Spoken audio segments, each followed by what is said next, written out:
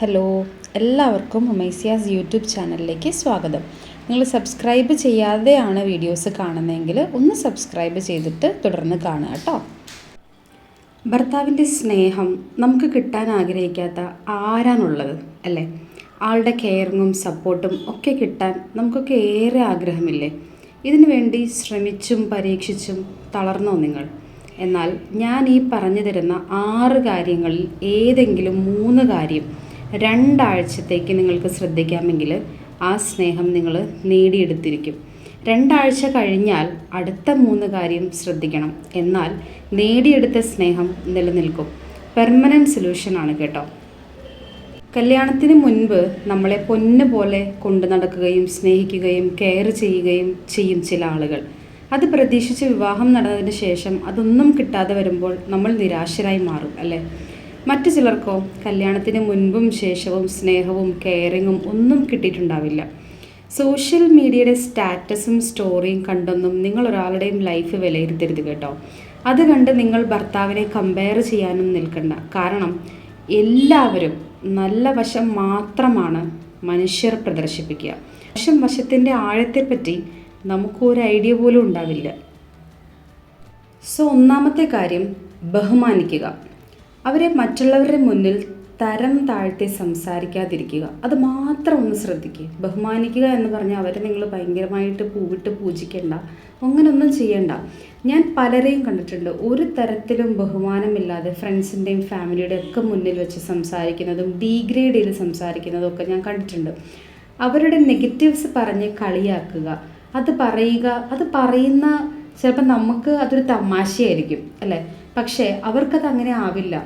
ഒറ്റയ്ക്കുള്ളപ്പോൾ പറയുന്ന പോലെ അല്ല മറ്റുള്ളവരുടെ മുന്നിൽ വെച്ച് നമ്മൾ ഹസ്ബൻഡിനെ അങ്ങനെ പറയുന്നത്. മേ ബി ഹസ്ബൻഡും അങ്ങനെ തന്നെ നിങ്ങളെപ്പറ്റി പറയുന്നുണ്ടല്ലോ എന്നായിരിക്കും നിങ്ങളുടെ മനസ്സിലിപ്പോൾ വരുന്നത്. ഇന്ന് മുതൽ നമ്മളതൊന്ന് നിർത്തി നോക്ക്.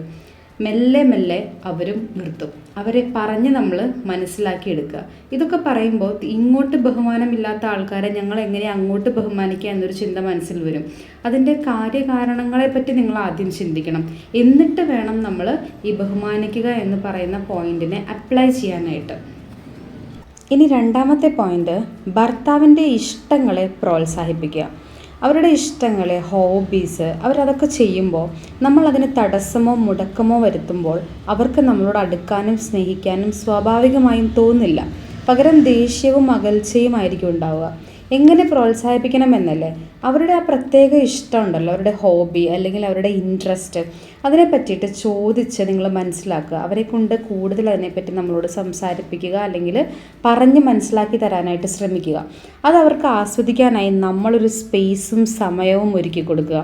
അത് അവർക്ക് ബോധ്യപ്പെടുമ്പോൾ നിങ്ങളെ അവർ 100% സ്നേഹിക്കും. അപ്പോൾ ഒരാളുടെ ഇഷ്ടങ്ങളെ പ്രോത്സാഹിപ്പിക്കുമ്പോൾ ഭയങ്കരമായിട്ട് നമ്മളവരെ സ്നേഹിക്കുന്നത് നമ്മളങ്ങോട്ട് ഷോ ചെയ്യുന്ന പോലെയാണ്. മനസ്സിലായോ? അപ്പോൾ തീർച്ചയായിട്ടും അവർക്കത് ബോധ്യപ്പെടാനും നമ്മളെ തിരിച്ച് സ്നേഹിക്കാനും ഒരു ബാധ്യതയായി മാറി അവർക്ക്. മൂന്നാമത്തത്, ശാരീരിക ബന്ധം അഥവാ സെക്സ്. ഞാൻ ഈ പറയുന്ന 6 കാര്യങ്ങളിൽ ഏറ്റവും ഇമ്പോർട്ടൻ്റ് ആയിട്ടുള്ള കാര്യമാണ് മൂന്നാമത്തെ കാര്യം. നമുക്ക് ഭർത്താവിനോടുള്ള ദേഷ്യം തീർക്കാനുള്ള ആയുധമാക്കി സെക്സിനെ ഒഴിവാക്കുന്ന ഭാര്യമാരാണ് നിങ്ങളെങ്കിൽ നിങ്ങളൊരു കാര്യം മനസ്സിലാക്കണം. അത് മാരീഡ് ലൈഫിൽ ഏറ്റവും വലിയ തെറ്റാണ്. മനസ്സിലാവുന്നുണ്ടോ? ശരിയാണ്, എനിക്ക് മനസ്സിലാകും ഭർത്താവിൻ്റെ നിങ്ങളോടുള്ള സമീപനം, പെരുമാറ്റം ഒക്കെ അതൃപ്തിയായിട്ടാണ് നിങ്ങൾ അങ്ങനെ ചെയ്യുന്നത് എന്ന്. പക്ഷേ ഈ ഏരിയയിൽ നിങ്ങൾ കൂടുതൽ വർക്ക് ചെയ്യണം. ഇത് ബെറ്റർ ആക്കാൻ അറിവ് നേടണം. നമുക്ക് അതിനെ പറ്റിയിട്ട് അറിവില്ല. നമ്മളൊരു ആയുധമായിട്ട് കണ്ടെത്തി അതിനെ നമ്മൾ നിരസിക്കുമ്പോഴും നമ്മളതിനെ ത്യജിക്കുമ്പോഴും അപ്പുറത്തുണ്ടാക്കിയെടുക്കുന്ന ഫീലിങ്സ് വളരെ വളരെ ആഴത്തിലാണ്. ഒന്ന് മാത്രം മനസ്സിലാക്കുക, ആണുങ്ങൾക്ക് വായു, ഭക്ഷണം, വെള്ളം പോലെ തന്നെ ആവശ്യമാണ് സെക്സ്. നിങ്ങളോട് എന്ത് മോശം ചെയ്താലും നിങ്ങൾ സെക്സിന് വഴങ്ങണമെന്നല്ല കേട്ടോ ഞാൻ ഈ പറയുന്നതിൻ്റെ മീനിങ്. പക്ഷേ അത് നിങ്ങൾക്ക് സോൾവ് ചെയ്യാൻ പറ്റാത്ത പ്രശ്നങ്ങളാണ് എങ്കിൽ, നിങ്ങളുടെ കയ്യിൽ നിൽക്കുന്നില്ലാത്ത കാര്യങ്ങളാണ് എങ്കിൽ കൗൺസിലിംഗ് പോലുള്ള സഹായങ്ങൾ നിങ്ങൾ തേടണം. എന്നിട്ട് അവിടെ നിങ്ങൾ തുറന്ന് സംസാരിക്കണം. ഈ സെക്സിലുള്ള നിങ്ങളുടെ ബുദ്ധിമുട്ട് എന്താണ്, നിങ്ങൾക്ക് എന്തുകൊണ്ടാണ് അതിനകത്ത് താല്പര്യം വരാത്തത്, അല്ലെങ്കിൽ നിങ്ങൾ എന്തുകൊണ്ടാണ് സഹകരിക്കാത്തത് എന്ന് തുറന്ന് സംസാരിച്ച്, അത് എവിടെയും സംസാരിക്കുക എന്നുള്ളതല്ല കേട്ടോ. നമുക്ക് മറുപടി കിട്ടുമെന്ന് ഉറപ്പുള്ള, ഇതിനെപ്പറ്റി അറിവുള്ള ആളുകളോട് നിങ്ങൾ സംസാരിച്ച് നിങ്ങളുടെ ആ പ്രശ്നത്തെ നിങ്ങൾ സോൾവ് ചെയ്യാനായിട്ട് ശ്രമിക്കണം. നാലാമത്തത്, മറ്റുള്ളവരുടെ അഭിപ്രായമല്ലാതെ നിങ്ങളുടെ ഭർത്താവിനെ നിങ്ങൾക്ക് എത്ര മനസ്സിലാക്കാൻ പറ്റുന്നുണ്ട് എന്ന് വിലയിരുത്തുക. മറ്റുള്ളവർ പറയും അവൻ നല്ലവനാണ്, അല്ലെങ്കിൽ ചിലർ പറയും അവൻ മോശക്കാരനാണ്, അല്ലേ? അങ്ങനെ പല അഭിപ്രായങ്ങൾ പല ആളുകൾക്കും ഉണ്ടാവും. അതൊക്കെ അവരുടെ മാത്രം അഭിപ്രായമാണ് എന്ന് ആദ്യം ഭാര്യയായ നമ്മൾ മനസ്സിലാക്കുക. എന്നിട്ട് നമ്മളുടെ എക്സ്പീരിയൻസിൽ നിന്ന്, നമ്മളുടെ അനുഭവങ്ങളിൽ നിന്ന് നിങ്ങളുടെ ഭർത്താവിനെ എങ്ങനെയാണ് നിങ്ങൾ മനസ്സിലാക്കിയിട്ടുള്ളത് എന്ന് വിലയിരുത്തണം. അതിൽ പോസിറ്റീവ്സും ഉണ്ടാവും, നെഗറ്റീവ്സും ഉണ്ടാവും. പോസിറ്റീവ്സിൽ കൂടുതൽ നിങ്ങൾ ശ്രദ്ധ കൊടുക്കുക, അത് മാത്രം നിങ്ങൾ ചിന്തിക്കുക, മനസ്സിൽ നിങ്ങൾ അതിനെ കാണുക. സ്വാഭാവികമായിട്ടും അവരോടുള്ള പെരുമാറ്റത്തിൽ മാറ്റം വരും. തിരിച്ച് അവർ നമ്മളെ സ്നേഹം കൊണ്ട് മൂടാനും ചാൻസ് ഉണ്ട്.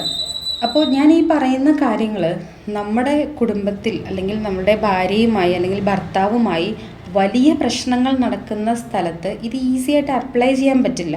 അവിടെ നിങ്ങൾക്ക് വേണ്ടത് ഒരു പ്രഗത്ഭരായ ആരുടെയെങ്കിലും കൗൺസിലിംഗ് സഹായമാണ് ആവശ്യം. അപ്പോൾ അങ്ങനെയുള്ള സാഹചര്യത്തിലാണ് നിങ്ങളിത് കേൾക്കുന്നതെങ്കിൽ നിങ്ങൾക്കിത് അപ്ലൈ ചെയ്യാൻ, ആ സാഹചര്യത്തിൽ ഇത് അപ്ലൈ ചെയ്യാൻ പറ്റുമെങ്കിൽ നിങ്ങൾ തീർച്ചയായിട്ടും ശ്രമിക്കുക. അതല്ല എങ്കിൽ നിങ്ങൾ തീർച്ചയായിട്ടും കൗൺസിലിംഗ് സഹായം തേടേണ്ടതാണ്. അഞ്ചാമത്തേത്, ബിഫോർ മാരേജ് പുരുഷന്മാർ അവരുടെ കാര്യങ്ങൾ പാരൻസിനെ കൊണ്ടൊക്കെ ചെയ്ത് കാര്യങ്ങൾ നടന്നു പോകും, അല്ലെങ്കിൽ അവരുടെ കൂടപ്പിറപ്പുകളെ കൊണ്ടൊക്കെ ചെയ്യിപ്പിച്ച് കാര്യങ്ങൾ നടന്നു പോകും. പക്ഷെ മാരേജിന് ശേഷം ഭാര്യയുമായി നല്ല ബന്ധത്തിലാണെങ്കിലും അല്ലെങ്കിലും അവർക്ക് തൻ്റെ ഭാര്യയുടെ സാന്നിധ്യം ഉള്ളിൻ്റെ ഉള്ളിൽ നന്നായി അവർ ആഗ്രഹിക്കും. അവർക്കൊരു സപ്പോർട്ട് സിസ്റ്റം ഉള്ളിൽ നിന്നും ആഗ്രഹിക്കുന്ന ഒരു സമയമാണ് ആഫ്റ്റർ മാരേജ്. അങ്ങനെ ഉണ്ടെങ്കിൽ വളരെ സക്സസ്ഫുൾ ആയിട്ടുള്ള ലൈഫ് അവർക്ക് നയിക്കാൻ സാധിക്കുന്നതാണ്. അങ്ങനെയാണ് നമ്മൾ കൂടുതലും കാണാറ്. ആ രീതിയിലാണ് അവരുടെ ബ്രെയിൻ ഉള്ളത്. ഓക്കെ, സോ നല്ലൊരു ഫ്രണ്ട്ഷിപ്പ് നിങ്ങൾക്ക് ഭർത്താവുമായി ഉണ്ടാക്കിയെടുക്കാൻ സാധിച്ചാൽ ഭാര്യ എന്ന നിലയിൽ നിങ്ങൾ വിജയിച്ചു. പ്രശ്നങ്ങൾ വരുമ്പോൾ ഉള്ള ആളെ ഒഴിവാക്കി പുതിയ ലൈഫിലേക്ക് തിരഞ്ഞെടുക്കുന്ന, അതിലും ഏറ്റവും ഉത്തമം ഉള്ളതിനെ ബെറ്ററാക്കി എടുക്കലല്ലേ.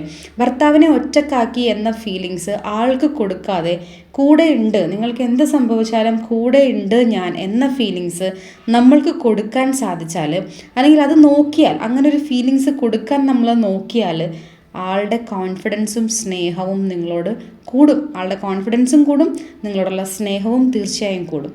ഇനി 6, പരാതി കേൾക്കാൻ അവർക്ക് തീരെ താല്പര്യം ഉണ്ടാവില്ല. അതിനെ കുറ്റപ്പെടുത്തലായിട്ടാണ് അവർക്ക് ഫീൽ ചെയ്യുക.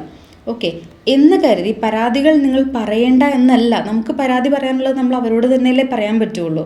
അതിനെനിക്ക് മനസ്സിലാക്കാം. പക്ഷെ അതിനൊക്കെ സ്വസ്ഥമായി ഒരു സമയം കണ്ടെത്തണം. സാധാരണ എനിക്കറിയാവുന്ന പല കുടുംബങ്ങളിലും സ്ത്രീകൾ എന്താ ചെയ്യാന്ന് വെച്ച് കഴിഞ്ഞാൽ, ഭർത്താക്കന്മാർ ജോലി കഴിഞ്ഞ് കയറി വരുമ്പോൾ അവർ ശരിക്കും എക്സ്പെക്റ്റ് ചെയ്യുന്നത്, പ്രതീക്ഷിക്കുന്നത് നല്ല സ്നേഹമുള്ള ഒരു ഭാര്യയാണ്, ചിരിച്ചുകൊണ്ട് നിൽക്കുന്ന ഒരു ഭാര്യയാണ് അവർ പ്രതീക്ഷിക്കുക, അല്ലേ? ഇപ്പോൾ നമുക്ക് മറ്റേ പൂമുഖവാതിൽക്കൽ സ്നേഹം തുളുമ്പുന്ന ആ പാട്ട് പോലെ ഒന്നും നമുക്ക് പ്രാക്ടിക്കലി എപ്പോഴും അപ്ലൈ ചെയ്യാനോ നമുക്ക് ആവാനൊന്നും പറ്റില്ല. അതെനിക്ക് 100% മനസ്സിലാക്കാൻ സാധിക്കും. പക്ഷേ വീട്ടിലേക്ക് യാത്ര കഴിഞ്ഞോ ജോലി കഴിഞ്ഞോ കയറി വരുമ്പോൾ നല്ല സ്നേഹമുള്ള ഭാര്യയെ അവർ പ്രതീക്ഷിക്കും. ചിരിക്കുന്ന, കരുതൽ നൽകുന്ന ഭാര്യ, അല്ലേ? ശരിയാണ്, അവർ രാവിലെ ചെയ്തു വെച്ചത് ഓർക്കുമ്പോൾ ചിലപ്പോൾ നമുക്ക് അങ്ങനെ ചിരിക്കാനൊന്നും തോന്നില്ല, അല്ലെങ്കിൽ ഒരു കരുതലും കൊടുക്കാൻ നമുക്ക് തോന്നില്ല. പക്ഷേ വീട്ടിലേക്ക് വരുമ്പോൾ തന്നെ നിങ്ങൾ മുഖം കയറ്റി പിടിക്കാതെ, ദേഷ്യപ്പെടാതെ, ഷൗട്ട് ചെയ്യാതെ, പരാതികൾ പറയാതെ, നിങ്ങൾ ചിരിക്കണ്ട, നിങ്ങളാളെ കൂടുതലായിട്ട് സുഖിപ്പിക്കേണ്ട, കൂടുതൽ നിങ്ങൾ സോപ്പിടണ്ട, ഒന്നും വേണ്ട, ഇതും ചെയ്യണ്ട. മുഖം കയറ്റി പിടിക്കാതെ, ദേഷ്യപ്പെടാതെ, ഷൗട്ട് ചെയ്യാതെ, പരാതികൾ പറയാതെ, ആൾക്ക് വേണ്ട ബേസിക് ആയിട്ടുള്ള കാര്യങ്ങളുണ്ടല്ലോ, ആൾ കയറി വരുമ്പോൾ യൂഷ്വലി നോർമലി ആൾ ആഗ്രഹിക്കുന്ന, അല്ലെങ്കിൽ ആൾക്ക് നമ്മൾ ചെയ്ത് കൊടുക്കാറുള്ള കാര്യങ്ങളുണ്ടല്ലോ, അതൊക്കെ നമ്മൾ ചെയ്തു കൊടുക്കുക. ചായ ഉണ്ടാക്കി കൊടുക്കാനാണെങ്കിൽ ചായ ഉണ്ടാക്കി കൊടുക്കുക. നിങ്ങൾ ഒന്നും മിണ്ടണ്ട, ചിരിക്കുകയും വേണ്ട, ഒന്നും മിണ്ടണ്ട. എന്നാലും നിങ്ങൾ അങ്ങനെ ചെയ്തത് എന്നെ വല്ലാതെ വിഷമിപ്പിച്ചു എന്ന് നിങ്ങൾക്ക് സംസാരിക്കാനുള്ളൊരു പോയിൻ്റ് നിങ്ങൾ ഈ തരത്തിൽ പെരുമാറുമ്പോൾ അവരുടെ ഭാഗത്തു നിന്ന് അതിനുള്ളൊരു സ്പേസ് നിങ്ങൾക്ക് കിട്ടും. അപ്പോൾ നിങ്ങൾക്ക് പറയാം, എന്നാലും നിങ്ങൾ അങ്ങനെ ചെയ്തത് എനിക്ക് വല്ലാതെ വിഷമമായിട്ടോ എന്ന് പറഞ്ഞിട്ട് നിങ്ങളുടെ സങ്കടങ്ങളും പരാതികളും ആ സമയത്ത് നിങ്ങൾക്ക് പറയാം. ഒരിക്കലും കയറി വരുമ്പോൾ തന്നെ, അല്ലെങ്കിൽ അവരൊന്ന് ചായ കുടിക്കുമ്പോൾ തന്നെ, അല്ലെങ്കിൽ അവരൊന്ന് കുളിച്ച് ഫ്രഷായി വരുമ്പോൾ തന്നെ, അതിനൊക്കെ മുന്നേ തന്നെ നമ്മൾ കൂടുതൽ പരാതികളും സങ്കടങ്ങളുമായിട്ട് കെട്ടഴിക്കാൻ ചെന്ന് കഴിഞ്ഞാൽ അവർക്ക് നമ്മളെ തീരെ ആവശ്യം കാണില്ല, അല്ലെങ്കിൽ നമ്മളോട് ഭയങ്കര ദേഷ്യമായിരിക്കും. അപ്പോൾ പകരം കുറച്ചൊരു ബ്രേക്ക് എടുത്ത് കുറച്ചൊന്ന് നമ്മൾ പിടിച്ച് വെച്ചിട്ട് ആ ഒരു സമയവും സ്പേസും അവരൊരു കുളി കഴിഞ്ഞ് ചായയൊക്കെ കുടിച്ച് ഇങ്ങനെ ഇരിക്കുന്ന സമയത്ത് സങ്കടത്തോടുകൂടെ നിങ്ങളുടെ വിഷമത്തോടുകൂടെ നിങ്ങളതൊന്ന് അവതരിപ്പിച്ചാൽ അവിടെ തീരാവുന്ന പ്രശ്നമേ ഉള്ളൂ. അവർക്ക് കൂടുതൽ ഉൾക്കൊള്ളാൻ സാധിക്കും ആ സമയത്ത്.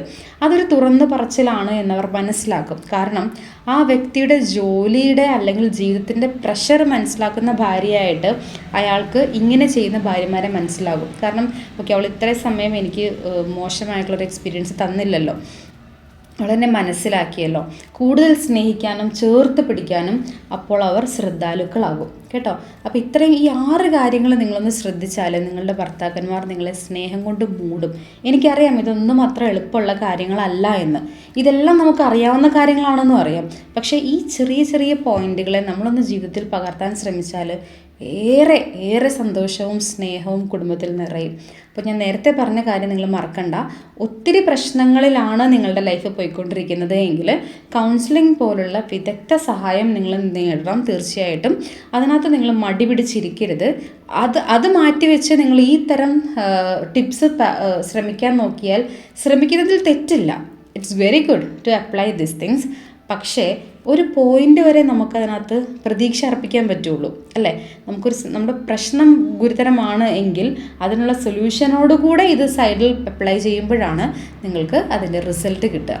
സോ എൻ്റെ പ്രിയപ്പെട്ട എല്ലാ ഭാര്യമാരും ഇത് ശ്രദ്ധിക്കണം, ഇത് മനസ്സിലാക്കണം, ജീവിതത്തിൽ പകർത്തണം. എല്ലാവർക്കും നല്ല സ്നേഹമുള്ള, സമാധാനമുള്ള, സന്തോഷമുള്ള ജീവിതം കിട്ടട്ടെ എന്ന് ആത്മാർത്ഥമായിട്ട് പ്രാർത്ഥിക്കുന്നു കേട്ടോ. Thank you.